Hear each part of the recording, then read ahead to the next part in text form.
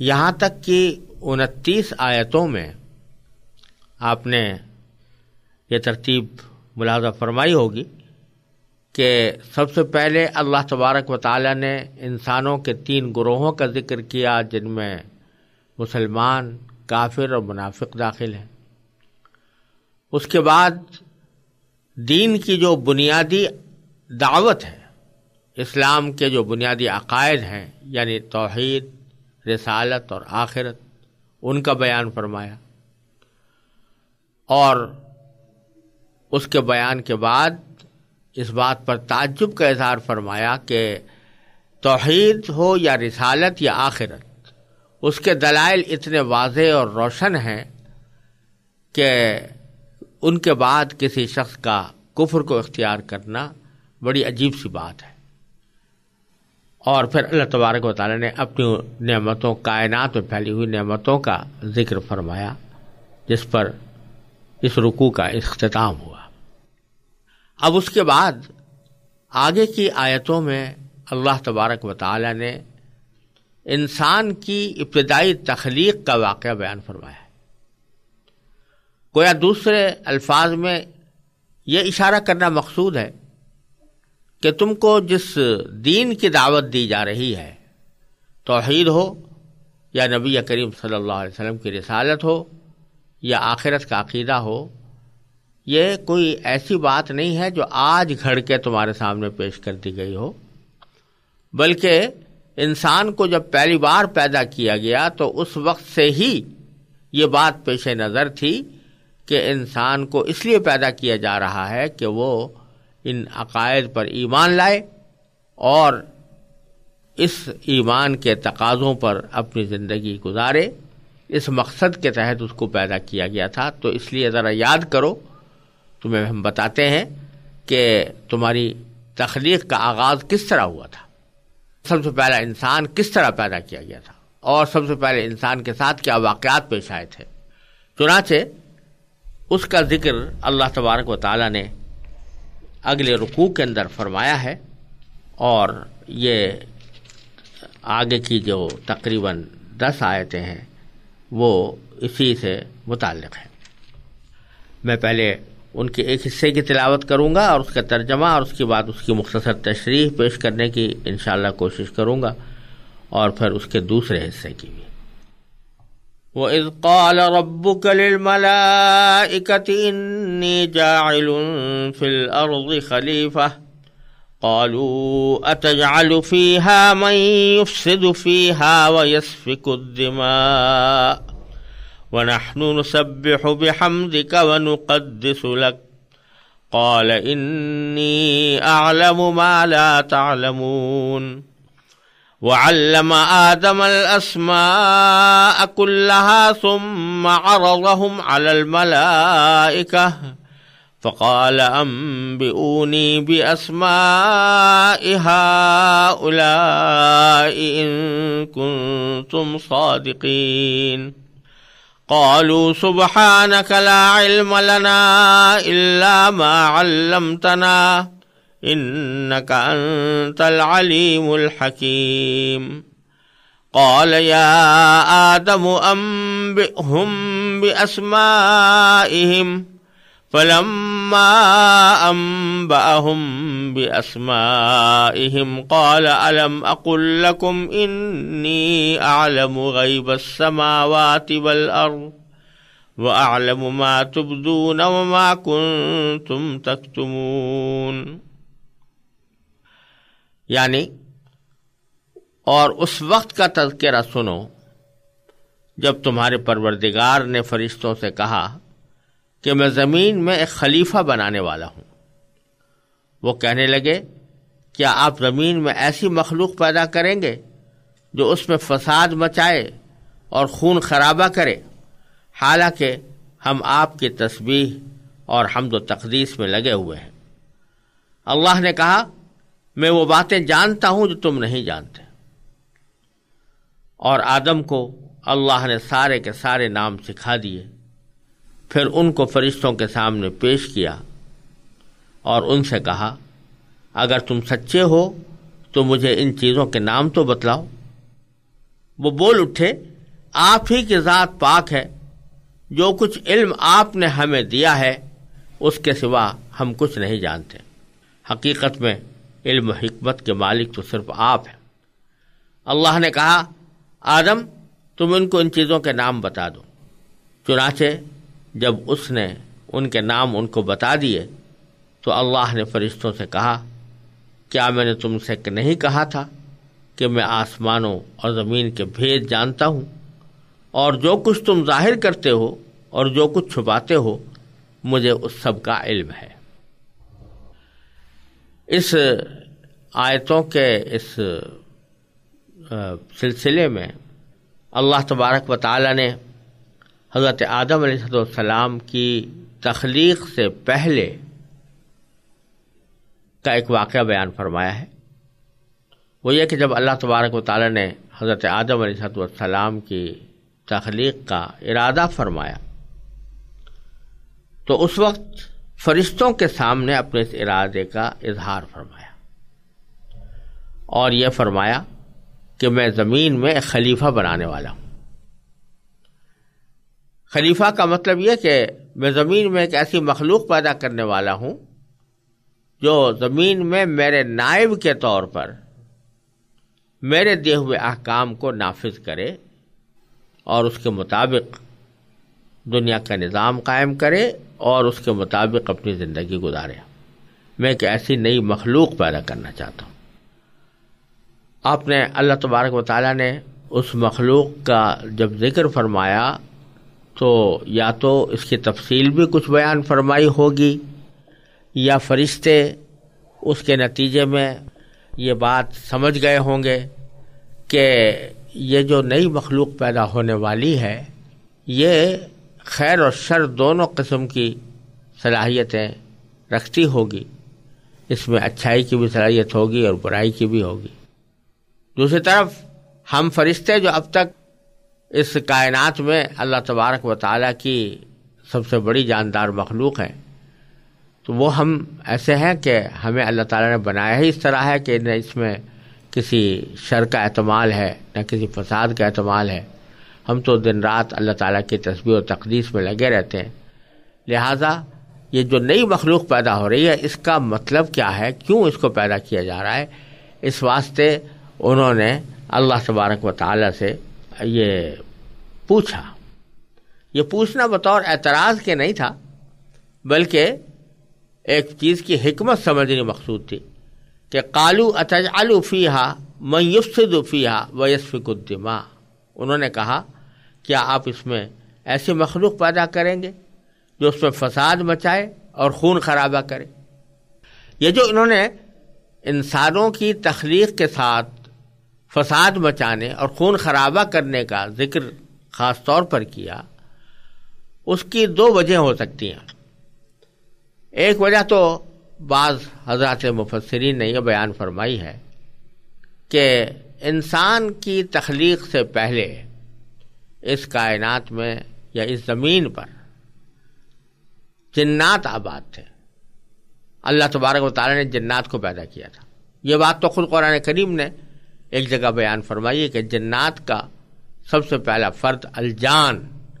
اس کو ہم نے اس انسان سے پہلے آگ سے پیدا کیا تھا۔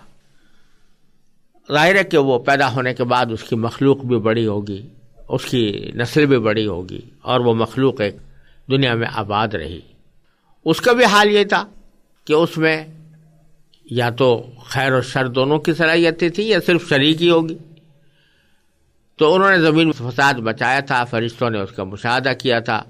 کہ زمین میں ایک دوسرے لڑ رہے ہیں، ایک دوسرے سے برسر پیکار ہیں، خون بہا رہے ہیں۔ تو غرض زمین کو ایک فساد کا اور خون خرابے کا مرکز بنا دیا تھا انہوں نے۔ چونکہ فرشتوں کے سامنے یہ مثال پہلے سے موجود تھی، اس لیے انہوں نے سمجھا کہ انسان جب دنیا میں جائے گا اور اس کے اندر بھی خیر و شر دونوں کی صلاحیتیں ہوں گی تو وہ بھی زمین میں فساد مچائے گا اور خون خرابہ کرے گا۔ تو اس لیے ان کی سمجھ میں نہیں آئی یہ بات کہ اللہ تعالیٰ کیوں پیدا کرنا چاہتے ہیں، اس لیے انہوں نے بطور سوال کے یہ بات کہی کہ کیا آپ ایسے مخلوق کو پیدا کریں گے جو اس میں فساد مچائے اور خون خرابہ کرے۔ اور دوسری طرف انہوں نے اس بات کا اپنے اظہار کیا کہ اگر جہاں تک آپ کی عبادت کا اور تسبیح و تقدیس کا تعلق ہے اس کے لیے ہم موجود ہیں اور ہم پہلے سے اسی کام میں لگے ہوئے ہیں. تو اس نے فرمایا وَنَحْنُ نُسَبِّحُ بِحَمْدِكَ وَنُقَدِّسُ لَكَ، ہم آپ کی تسبیح اور حمد و تقدیس میں لگے ہوئے ہیں. تو پھر بظاہر کسی نئی مخلوق کو پیدا کرنے کی کوئی ضرورت ہماری سمجھ میں نہیں آ رہی. اللہ تبارک و تعالی نے اس کے دو جواب دیے، ان کے اس سوال کے دو جواب دیے. ایک جواب تو حاکمانہ انداز کا دیا، فرمایا کہ قال انی اعلم ما لا تعلمون، کہ میں وہ باتیں جانتا ہوں جو تم نہیں جانتے. یعنی میں جس حکمت کے تحت اس نئی مخلوق کو پیدا کر کے زمین میں بھیجنے والا ہوں، اس حکمت کو تم صحیح طور پر سمجھ نہیں سکتے، اس کے بارے میں تمہیں علم نہیں ہے. یہ جواب تو ایک حاکمانہ انداز کا دیا کہ حکمت کا سمجھنا تمہارے لیے کوئی ضروری نہیں. اور یہاں یہ سبق بھی دے دیا، اور یہ سبق ہم سب کے لیے ایک بہت اہم سبق ہے کہ اللہ تبارک و تعالی جب کسی چیز کا فیصلہ فرما لے یا کسی چیز کا حکم دے دے تو پھر بندے کو اس کے تسلیم کرنے کے لیے اس کی حکمت کا جاننا کوئی ضروری نہیں. اللہ تعالیٰ کے یقیناً ہر کام میں حکمت ہوتی ہے، ہر کام میں مصلحت ہوتی ہے، لیکن یہ ضروری نہیں کہ ہر انسان کی سمجھ میں وہ حکمت اور مصلحت آ بھی جائے. لہذا اگر اللہ تبارک و تعالیٰ کسی کام کو کرنے کا حکم دے رہے ہیں یا کسی کام سے بچنے کا حکم دے رہے ہیں تو اس کی حکمت اور مصلحت ہماری سمجھ میں آئے یا نہ آئے، ہمیں اس کے آگے سر تسلیم خم کرنا چاہیے اور اس حکم کو ماننا چاہیے، کیونکہ اس کی حکمت اور مصلحت کا سمجھ میں آنا ہمارے لیے ضروری نہیں. بہت سی باتیں ایسی ہیں جو اللہ تعالیٰ اپنی حکمت اور مصلحت سے کرتے ہیں، لیکن ہم جیسی لوگوں کی محدود عقل ان کا حکمت کا یا مصلحت کا احاطہ نہیں کر پاتی. اس واسطے یہ سبق دیا جا رہا ہے کہ تم ہر چیز کی حکمت معلوم کرنے کی فکر میں مت پڑا کرو. اگر نہیں آ رہی تمہاری سمجھ میں تو نہ آئے، لیکن ہمارا جو حکم اور فیصلہ ہے وہ اپنی جگہ ہے، وہ نافذ رہے گا. تو پہلے تو ایک حاکمانہ جواب دیا، پھر آگے ایک عملی جواب دیا کہ جس سے وہ خود یہ سمجھ جائیں کہ اس مخلوق میں اور ہمارے درمیان کیا فرق ہے اور اس کو کیوں پیدا کیا جا رہا ہے. چنانچہ اللہ تبارک و تعالی آگے ارشاد فرماتے ہیں کہ وَعَلَّمَ آدَمَ الْأَسْمَاءَ كُلَّهَا، اللہ تعالیٰ نے آدم علیہ السلام کو پیدا کرنے کے بعد ان کو تمام نام سکھا دیے، سارے کے سارے نام سکھا دیے. نام کیا سکھا دیے؟ نام سکھانے سے کیا مراد ہے؟ بظاہر روایات کی روشنی میں بھی اور قرآن کریم کے سیاق و سباق کی روشنی میں بھی نام سکھانے کا مطلب یہ ہے کہ اس دنیا میں جب انسان کو بھیجا جائے گا تو دنیا میں بھیجنے کے بعد کچھ ایسی چیزیں پیدا ہوں گی کہ جو فرشتے ان کا پوری طرح ادراک نہیں کر پاتے. انسان کے زمین پر زندگی گزارنے کے لیے کچھ لوازم ہوں گے، کچھ ضروریات ہوں گی، کچھ حاجتیں ہوں گی جو انسان کو پیش آئیں گی. ان سب کی تفصیل اللہ تبارک و تعالیٰ نے آدم علیہ السلام کو سکھائی. ان میں سے بہت سی چیزیں ایسی تھیں کہ جن کا تصور ہی فرشتے کر نہیں سکتے تھے، اس لیے کہ ان کی طبیعت میں وہ بات رکھی ہی نہیں گئی. مثال کے طور پر بھوک. اب بھوک فرشتوں کو نہیں لگتی، نہ وہ ان کو ضرورت ہوتی ہے، تو اس بھوک کی کیفیت کو صحیح طرح سمجھ نہیں سکتے. پیاس ہے، یہ انسان کو لگتی ہے، فرشتے کو نہیں لگتی، تو اس کی حقیقت کو فرشتے سمجھ نہیں سکتے. اسی طرح طبیعت اور مزاج کی بہت سی باتیں ایسی ہوتی ہیں جو انسان کی طبیعت میں اور مزاج میں بدیت کی گئی ہیں، لیکن فرشتے اس طبیعت اور مزاج کو نہ سمجھ سکتے ہیں اور نہ وہ طبیعت اور مزاج ان کے اندر موجود ہوتا ہے۔ اسی طرح انسان کے استعمال کی بہت ساری چیزیں ایسی ہیں جو دنیا کے اندر وہ استعمال کرتا ہے اور اس سے نفع اٹھاتا ہے، فرشتوں کو ان کی ضرورت نہیں ہوتی۔ تو یہ جو علم عطا کیا گیا آدم علیہ السلام کو، علم آدم الاسماء کلھا، اس کے معنی یہ کہ زمین کے اندر جتنی چیزیں پیدا ہونے والی تھیں اور جن کی انسان کو ضرورت پڑ سکتی تھی، ان چیزوں کے نام، ان کی خاصیتیں اور ان سے پیدا ہونے والی کیفیات اور ان کے نتائج، یہ سارا کا سارا علم اللہ تبارک و تعالی نے حضرت آدم علیہ السلام کو عطا فرمایا، جو اس کائنات کے پہلے انسان تھے۔ کیونکہ پہلے انسان تھے اس لیے ان کو سارا یہ علم عطا کر دیا گیا۔ اور یہ بھی کسی دلیل سے ثابت نہیں ہے، بلکہ دلائل سے یہی معلوم ہوتا ہے کہ جس وقت آدم علیہ السلام کو یہ اسماء کا یہ علم دیا جا رہا تھا، یعنی اشیاء کی خاصیتوں کا علم، ان کے ناموں کا علم، طبائع اور مزاجوں کا علم، کیفیات کا علم، جس وقت یہ علم حضرت آدم علیہ السلام کو دیا جا رہا تھا یا سکھایا جا رہا تھا، اس وقت میں فرشتے موجود تھے، وہ بھی سن رہے تھے۔ لیکن چونکہ انسان کی طبیعت اور مزاج ان چیزوں کو سمجھ سکتا تھا، اللہ تعالیٰ نے اس کا مزاج، اس کی طبیعت، اس کی فہم ایسی بنائی کہ اس کی وجہ سے وہ ان باتوں کو سمجھ سکتا تھا اور یاد بھی کر سکتا تھا۔ لیکن فرشتوں کی طبیعت اور مزاج بالکل مختلف ہے، وہ ان باتوں کو نہ سمجھ سکتے ہیں نہ اس کا تصور کر سکتے ہیں۔ تو اگرچہ وہ تعلیم کے وقت میں وہ بھی موجود تھے، لیکن وہ نہ اس کو پوری طرح سمجھ پائے، نہ ان کو یاد رکھ پائے اور نہ ان کو ہضم کر پائے۔ تو اس لیے اللہ تبارک و تعالی نے ان کو دکھانے کے لیے یہ کہا کہ ثم عرضهم علی الملائکہ، آدم علیہ السلام کو سارے اسماء سکھا دیے اور پھر ان کو ملائکہ پر پیش کیا، فرشتوں کے سامنے پیش کیا اور ان سے کہا فقال انبئونی باسماء ہؤلاء، تم ذرا مجھے بتاؤ ان چیزوں کے نام، یعنی جن چیزوں کے نام ہم نے آدم علیہ السلام کو سکھائے ہیں، اور اس میں پورا علم اسماء داخل ہے جس کی کچھ تھوڑی سی وضاحت میں نے پہلے کی ہے۔ تو یہ علم جو ہم نے ان کو عطا کیا ہے وہی ذرا تم بھی تو دوہرا کے بتاؤ، ہاں ان کے نام تو ہمیں بتاؤ۔ ان کنتم صادقین،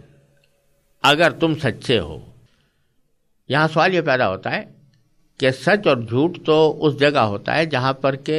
کوئی شخص کوئی بات، کوئی واقعہ بتا رہا ہو تو اس واقعے کے بارے میں کہا جا سکتا ہے کہ یہ سچا ہے یا جھوٹا ہے۔ آئندہ کی کوئی خبر دے رہا ہو تو اس کے بارے میں کہا جا سکتا ہے کہ یہ سچا ہے جھوٹا ہے۔ فرشتوں نے تو صرف ایک سوال کیا تھا کہ کیا آپ ایسے شخص کو پیدا کر رہے ہیں جو زمین میں فساد مچائے گا اور خون خرابہ کرے گا؟ در حقیقت مقصود اعتراض نہیں تھا بلکہ سوال تھا کہ اس کی حکمت کیا ہے۔ تو اس میں سچے یا جھوٹے ہونے کا بظاہر سوال پیدا نہیں ہونا چاہیے، لیکن اللہ تبارک و تعالیٰ فرماتے ہیں اگر تم سچے ہو تو ان چیزوں کے نام بتاؤ۔ وجہ اس کی یہ ہے کہ اگرچہ انہوں نے کوئی لفظوں میں دعویٰ نہیں کیا تھا یا لفظوں میں کوئی ایسا واقعہ بیان نہیں کیا تھا یا پیشین گوئی نہیں کی تھی لفظوں میں کہ جس کو واقعتاً پیشین گوئی کہا جا سکے یا جس کو کوئی دعویٰ کہا جا سکے، لیکن بہرحال ان کے اس جملے میں یہ دعویٰ پنہاں تھا، یعنی دعویٰ ایک اندر سے موجود تھا، اندر سے ان کے پس منظر میں موجود تھا۔ وہ دعویٰ یہ کہ ہم چونکہ دن رات اللہ تعالیٰ کی تقدیس و تحمید میں لگے ہوئے ہیں تو اس واسطے ساری مخلوقات میں ہم ہی افضل ہیں۔ بعض روایتوں میں بھی آتا ہے کہ بعض فرشتے یہ کہا کرتے تھے کہ اب اللہ تعالیٰ ہم سے بڑھ کر کوئی اور افضل مخلوق پیدا نہیں کرے گا۔ اس طرح کی باتیں ملائکہ میں، فرشتوں میں ہوتی رہتی تھی۔ تو چونکہ ان کے سوال میں یہ دعویٰ پنہا تھا کہ وہ افضل ترین مخلوق ہیں، اس لیے اللہ تعالیٰ نے فرمایا اگر تم اس دعوے میں سچے ہو تو ذرا ان چیزوں کے نام تو بتاؤ جو میں نے آدم کو سکھائی ہیں، ان کے نام بتاؤ۔ تو انہوں نے جواب میں کہا قالوا سبحانک، اے اللہ ہم آپ کی پاکی بیان کرتے ہیں، پاک ہے آپ کی ذات، لا علم لنا الا ما علمتنا، ہمیں تو کوئی اور علم ہے نہیں سوائے ان باتوں کے جو آپ نے ہمیں سکھا دیا۔ یعنی جس چیز کے سیکھنے کی صلاحیت آپ نے عطا فرما دی وہ تو بے شک ہمارے علم میں آ گئی، وہ ہم نے سیکھ لی، لیکن جس چیز کی سیکھنے کی آپ نے ہم میں صلاحیت ہی نہیں رکھی تو وہ اگرچہ ہمارے سامنے سکھا بھی دی گئی ہو اور اس کو پڑھا بھی دیا گیا ہو لیکن ہم اس کو سمجھنے کے اہل نہیں ہیں۔ تو اس واسطے ہم ان چیزوں کے نام جو آدم علیہ السلام نے بتائے ہیں یا بتائیں گے تو اور جن کو آپ نے ان کو سکھایا ہے وہ ہم لوگ نہیں سمجھ سکتے اور نہ ان کو دہرا کر بتا سکتے۔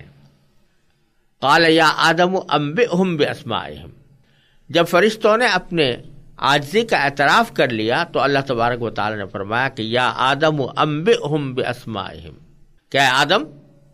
اب تم ذرا ان کو ان کے نام بتاؤ جو ہم نے تمہیں سکھلائے ہیں۔ فلما انبأہم باسمائہم، پھر جب آدم علیہ السلام نے ان کو ان چیزوں کے نام سکھائے یا بتائے، قال، تو اللہ تعالیٰ نے فرمایا الم اقل لکم، کیا میں نے تم سے نہیں کہا تھا انی اعلم غیب السماوات والارض، کہ میں آسمانوں اور زمین کی ساری پوشیدہ چیزوں سے واقف ہوں، اس کو جانتا ہوں، ان کے سارے بھید جانتا ہوں، وَأَعْلَمُ مَا تُبْدُونَ وَمَا كُنْتُمْ تَكْتُمُونَ، اور وہ بھی جانتا ہوں جو تم ظاہر کرتے ہو اور وہ بھی جانتا ہوں جو تم چھپاتے ہو۔ یعنی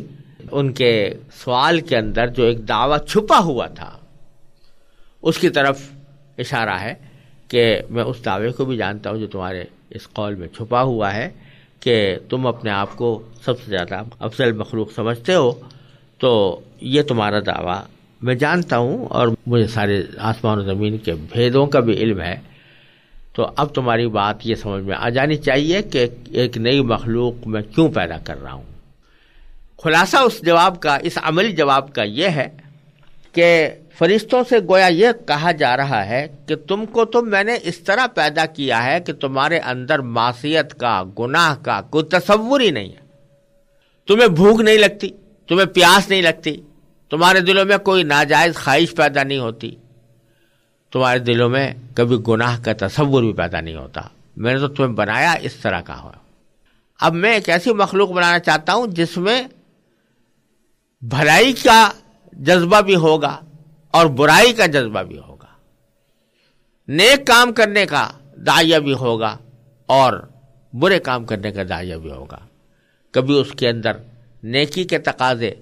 ابھریں گے، کبھی اس کے اندر برائی کے تقاضے ابھریں گے، اور وہ مخلوق جب برائی کے تقاضوں کو میری خوشنودی کی خاطر دبا کر نیکی کے تقاضوں کو غالب کرے گی تو پھر اس کا جو مقام ہے وہ تم سے بھی آگے نکل جائے گا، اس لیے کہ تم تو اپنی طبیعت کے لحاظ سے تم اطاعت ہی پر مجبول ہو اور تمہیں پیدا کیا گیا ہے اطاعت کے لیے، تم میں کوئی دوسرا جذبہ رکھا ہی نہیں گیا، تمہارے اندر گناہ کی طاقت ہی نہیں، تو جس میں گناہ کی طاقت ہی نہ ہو وہ اگر گناہ سے بچے تو اس کا کوئی کمال نہیں۔ لیکن یہ آدم جو میں پیدا کر رہا ہوں اس کو جو اسما میں نے سکھائے ہیں، ان اسما کے جو خواص ہم نے سکھائے ہیں، تو اور اس کے اندر اچھے برے کی دونوں کی صلاحیتیں پیدا کی ہیں، وہ نیکی بھی کر سکتا ہے، گناہ بھی کر سکتا ہے، اور گناہ کے تقاضے اور داعیے بھی ہم نے پیدا کیے ہیں اس کے اندر، تو اس کے بعد بھی جب یہ ہماری اطاعت کی وجہ سے، ہمارے کہنا ماننے کی وجہ سے، ہماری اتباع کی وجہ سے، ہماری محبت کی وجہ سے، ہماری خشیت کی وجہ سے یہ اپنے جسمانی اور جذباتی تقاضوں کو کچل کر ہماری اطاعت کرے گا اور گناہ سے بچے گا